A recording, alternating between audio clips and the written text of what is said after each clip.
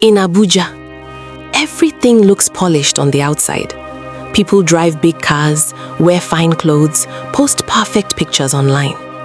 But sometimes, the most beautiful homes hide the darkest secrets.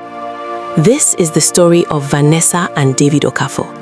And trust me, by the time I finish telling you this story, you will never look at a perfect couple the same way again. It was a Sunday morning. The Abuja sun came out sharp and proud. Everyone was wearing their best outfit to church. And then the doors opened. David Okafor walked in, 6'2", broad shoulders, custom agbada, white as fresh snow, a rosary around his neck, his shoes clicking on the marble floor like he owned the building. Behind him, Vanessa, cream and gold, headgear perfectly tied, makeup subtle but flawless, walking beside her husband like a woman who had everything. The whole church turned. A woman whispered to her friend, "See them all, that couple is just goals. God when?" Her friend sighed. The way David always opens the door for her, the way he places his hand on her back, that man loves his wife. They sat in their usual spot, third row from the front, left side. David opened his Bible app. Vanessa placed her hand on his arm. He looked at her and smiled. Everyone who saw it melted. But if any of those people had looked closely, really closely, they would have noticed something. Vanessa's smile never quite reached her eyes. Let me take you back. 3 years before that Sunday morning, Vanessa Chukwu was 26 years old, working at a consulting firm in Central Business District. Sharp mind, hardworking. She had her own flat in Gaki and was doing well for herself. She wasn't looking for a man, she was looking for a promotion. But life has its own agenda. She met David at a friend's birthday dinner in Wusitu. He was charming, he was funny. He quoted scripture and cracked jokes in the same breath. He pulled out her chair. He asked what she wanted to eat before ordering for himself. He looked at her across the table and said, "I've been watching you since you walked in, and I said to myself, that woman knows exactly who she is." Vanessa raised an eyebrow and smiled. "And do I know who I am?" He leaned in. "I think so, but I'd love to find out more if you'd let me." Vanessa smiled that night, a real smile, the kind that starts in your chest before it reaches your face. 6 months of dating and he was perfect. Called her every morning, showed up at her office with jollof rice when she was working late, met her parents in Enugu and sat with her father for 3 hours talking about business and life. Her mother pulled her aside that evening and whispered, "Nessa, hold this one. Men like this don't come twice." 14 months after they met, David proposed at the Transcorp Hilton rooftop, rose petals, the whole Abuja skyline behind them. Vanessa said yes before he even finished the sentence. The wedding? 500 guests, Aso Ebi in 3 colors. Their photos went viral on Instagram, comments everywhere. "This is what love looks like. God abeg do me like this." And for the first 3 months of marriage, it was beautiful. Then things started to change. It was small at first, so small that Vanessa thought she was imagining it. One evening she came home 30 minutes late.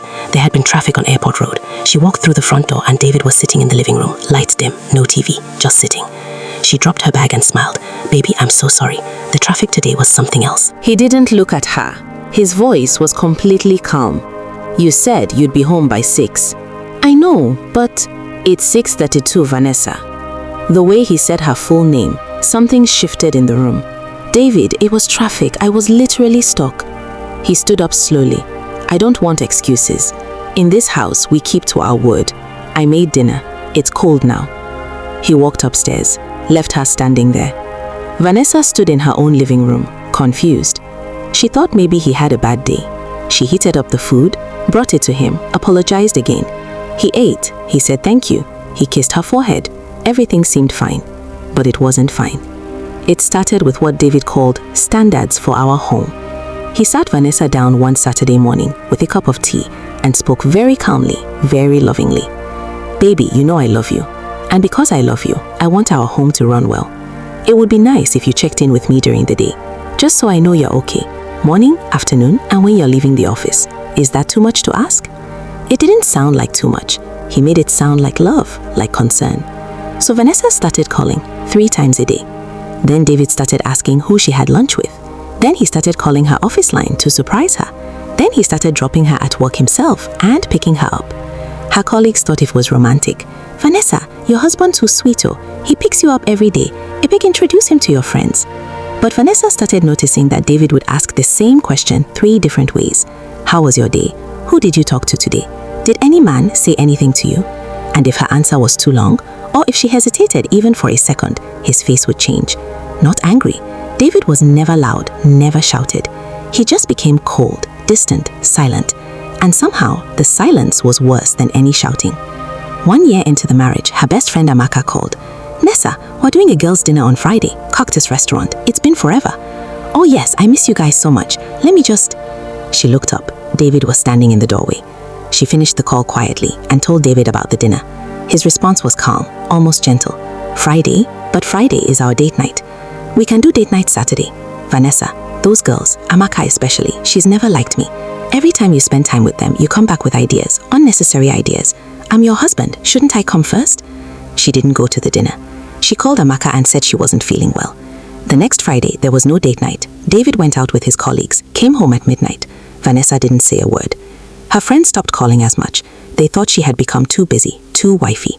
But Vanessa wasn't disappearing by choice. She was being slowly, quietly removed from her friends, from her sister, even from her mother.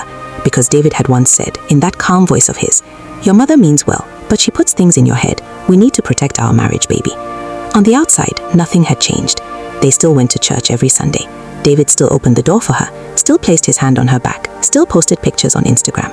Grateful for this woman, my peace, my home, blessed. 600 likes, heart eyes everywhere. At church events, David volunteered, led prayers, gave generously. Pastor Emmanuel himself called him a man after God's heart. And Vanessa would sit beside him, smiling, playing her role perfectly. Because by now, she knew what happened when she didn't play the role. There was the evening she wore a dress she hadn't approved. Yes, he had started approving her outfits. And he didn't speak to her for 4 days. 4 days in the same house, same bed, complete silence.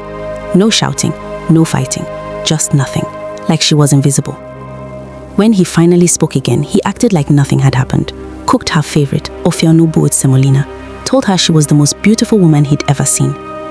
And the worst part, in those moments, she loved him again, desperately, because he was so good at being wonderful, in between being terrible.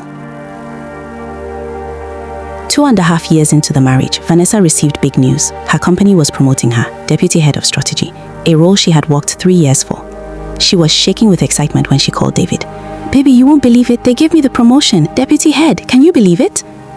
Silence on the phone. Then, "That's going to mean more hours." "Well, yes, but more travel." "Sometimes, but David, this is what I've been working." "Vanessa, when are we going to start having children? You keep pushing it. Every time I bring it up, there's always something. A project, a deadline, now a promotion." "That's not fair. I think you should turn it down. Tell them your family needs you. They'll understand." Vanessa drove home that evening in silence. She sat in the car outside their gate for 20 minutes.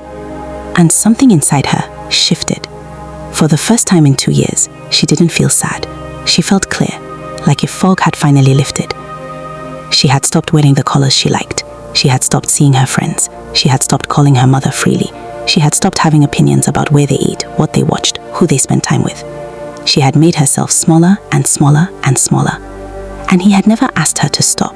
He just kept rearranging things until there was only room for one version of her, his version. That night, she made a decision. The next morning, while David was in the shower, Vanessa picked up her phone and messaged Amaka, "I need to talk to you, not on the phone, in person, please." 3 seconds later, "I'm here, just see where and when." They met at a coffee shop in Wusi 2, quiet corner table. When Amaka walked in and saw her friend's face, she sat down slowly and said, "Nessa, what's going on? You look different." "I'm tired, Amaka." "Tired of what?" And Vanessa started talking. For the first time in 2 years, she talked. She talked about the silences, the control, the approved outfits, the 3 calls a day, the cancelled dinners, the promotion she was being asked to reject. She talked until her coffee went cold. When she finally stopped, Amaka held both her hands and said quietly, "Nessa, what David is doing to you, it has a name. It's called emotional abuse and coercive control. You know that, right?" Vanessa looked down. "I kept thinking I was overreacting. He never hits me." "He doesn't need to hit you. What he's doing is just as real, maybe more dangerous, because no one can see it." 3 weeks later, Sunday morning, the same church, the same 3rd row, left side. David in his white agbada, Vanessa beside him in cream and gold. But this Sunday was different. Because this Sunday, Vanessa had spoken to a lawyer. She had quietly moved money into an account David didn't know about. She had packed a bag and left it at Amaka's house. And she had written everything down. Every incident, every date, every screenshot. Pastor Emmanuel preached about love that day. He said, "Real love does not imprison. Real love does not silence. Real love says, grow and I will celebrate your growth." If someone is using love as a leash, that is not love. That is ownership. Vanessa felt those words land in her chest like stones in still water.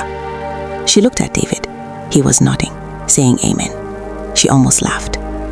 After church, as they walked to the car, smiling, waving at people, playing the role one last time, Vanessa stopped. David turned with his keys. "What?" She looked directly at him, calm, clear.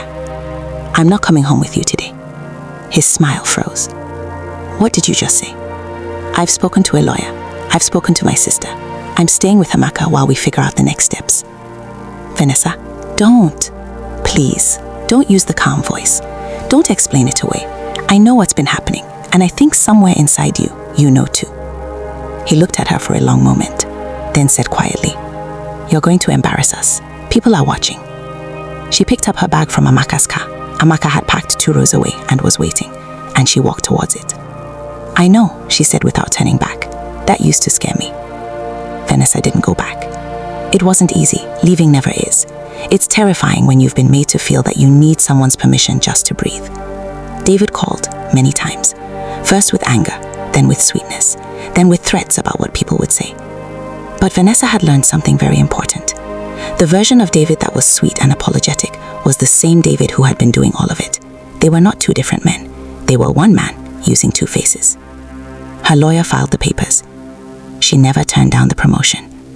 Her mother cried when Vanessa finally told her everything. Then she said, "My daughter, I am so sorry. Come home. Just come home." 6 months later, Vanessa signed her divorce papers in a quiet office in Central Business District. She wore a yellow dress, her favorite color, one David had once told her looked too loud. She walked out into the Abuja afternoon sun, and she breathed. Really breathed, like someone who had been underwater for 3 years and finally broke the surface. Now I need to talk to you directly. Because this story isn't just about Vanessa and David. This is happening right now, in flats and duplexes across Abuja, Lagos, Port Harcourt, and Nickel. To people who are educated, employed, respected. People who don't fit the image we have in our heads of someone that could be abused. Abuse doesn't always look like bruises. Sometimes it looks like, "Where are you going?" Sometimes it looks like, "Your friends are a bad influence." Sometimes it looks like 4 days of silence used as punishment. Sometimes it looks like a man everyone at church thinks is wonderful. If you are in a relationship where you feel like you're always walking on eggshells, where you've slowly stopped doing the things you love, where you feel like you need permission to live your own life, please talk to someone. You are not overreacting. You are not too sensitive. And you are not alone. Vanessa still lives in Abuja. She got a new flat, smaller than the Maitama duplex, but every single thing in it is hers. The colors she chose, the art she likes, the curtains nobody approved. Some Sundays, she goes to a different church, sits wherever she wants, leaves when she's ready. And when the Abuja sun hits just right, she smiles. A real one. The kind that starts in her chest. If this story moved you, share it. Someone in your circle needs to hear it.